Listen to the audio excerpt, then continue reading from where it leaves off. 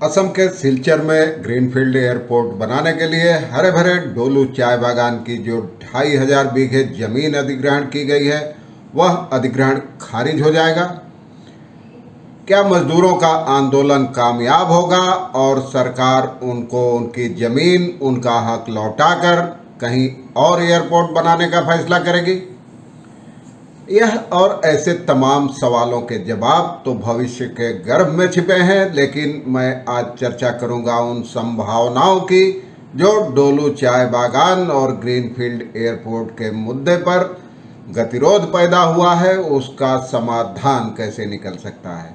आप जानते हैं, यह सवाल भी उठ रहा है कि क्या डोलू दूसरा सिंगूर साबित होगा, जैसे सिंगूर में ममता बनर्जी के नेतृत्व में किसानों के आंदोलन के कारण टाटा समूह ने नैनो परियोजना समेट ली थी और किसानों को उनकी जमीन वापस मिल गई थी। तो क्या डोलू के मजदूरों का आंदोलन भी ऐसी कामयाबी पा सकता है? ऐसे तमाम सवाल हैं, इन्हीं सब पर आज चर्चा करूंगा। डोलू के भविष्य पर, मौजूदा हालात पर, क्या हुआ है और क्या क्या हो सकता है, क्या संभावनाएं बनती है। आखिर तक देखें वीडियो, जैसे तो चैनल को सब्सक्राइब करें, मित्रों और परिजनों के साथ शेयर करें और घंटी का निशान दबाना भी मत भूलें। तो चलिए चर्चा करते हैं डोलू के भविष्य की संभावनाओं पर।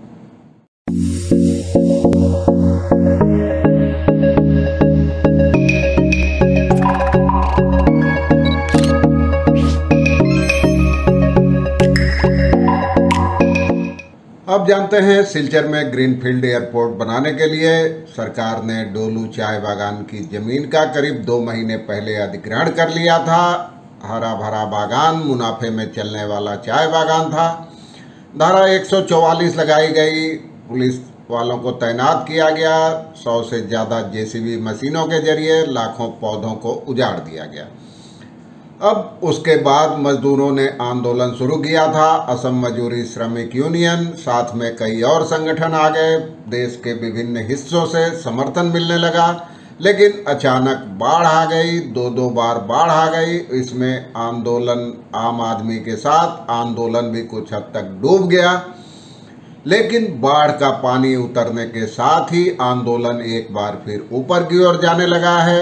मैंने आपको कल की रिपोर्ट में बताया था, असम मजदूरी श्रमिक यूनियन और ग्रामीण श्रमिक यूनियन, अखिल असम ग्रामीण श्रमिक यूनियन श्रमिक संस्था ने मिलकर 2 पेज का लिफलेट तैयार किया है। उसे मजदूरों में बांटा जा रहा है, जिसमें 8 सूत्री मांगे भी है। इनमें चाय बागान की जमीन का अधिग्रहण रद्द करना, धारा 144 हटाना और कहीं दूसरी परित्यक्त जमीन पर एयरपोर्ट बनाना जैसी मांगें शामिल हैं। अब क्या संभावनाएं बनती है, ये मैं आपको बताता हूं। यह सवाल उठ रहा है कि क्या डोलू एक दूसरा सिंगूर बन सकता है। आपको याद होगा, करीब 15 साल पहले पश्चिम बंगाल के हुगली जिले के सिंगूर में टाटा समूह ने लखटकिया कार परियोजना लगाई थी, जिसे नैनो कहा गया। लेकिन ममता बनर्जी, जो तब विपक्ष की नेता थी, विपक्ष में थी, उन्होंने स्थानीय लोगों को साथ लेकर जमीन अधिग्रहण के खिलाफ बड़े पैमाने पर आंदोलन शुरू किया। आगे चलकर उसी आंदोलन और उसके बाद नंदीग्राम में अधिग्रहण विरोधी आंदोलन ने ही ममता के सत्ता में पहुंचने का रास्ता साफ किया और 2011 के विधानसभा चुनाव में वाम मोर्चा को सत्ता से उखाड़कर और राइटर्स बिल्डिंग पहुंच गई। खैर, यह तो हुई बंगाल की बात, लेकिन अब कहा जा रहा है कि क्या डोलू के मजदूरों का आंदोलन भी ऐसी कामयाबी पा सकता है?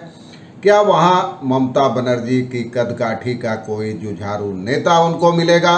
हालांकि असम मजदूरी श्रमिक यूनियन अपने स्तर पर जोरदार आंदोलन कर रही है मजदूरों के हित में, मजदूरों के साथ। वहां बाकी जो 3 यूनियनें हैं, INTUC, C2 और BMS, उसने तो सरकार और बागान प्रबंधन के साथ समझौते पर हस्ताक्षर किए हैं, अधिग्रहण के समझौते पर।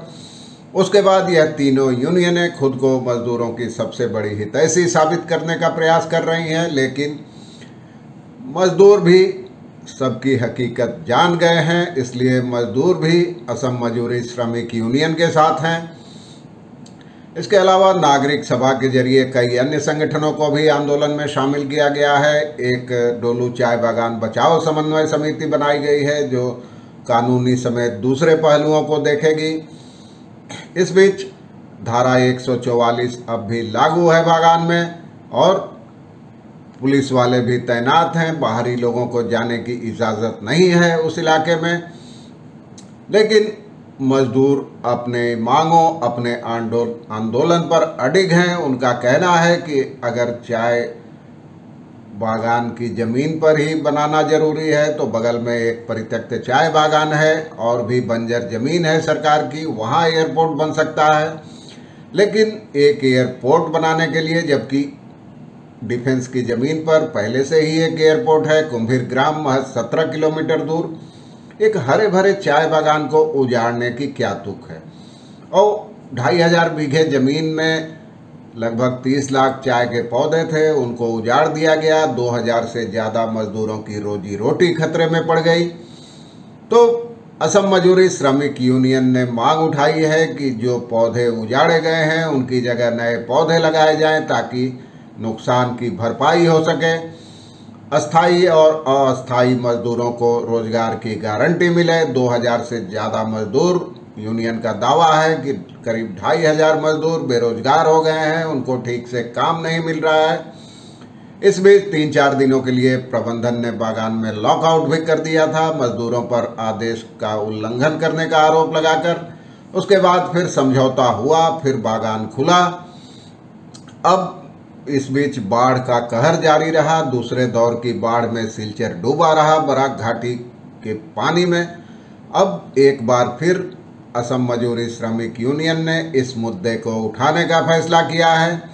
अब यह देखना है कि यह आंदोलन कहां तक जाता है। क्या वहां भी सिंगूर दोहराया जाएगा?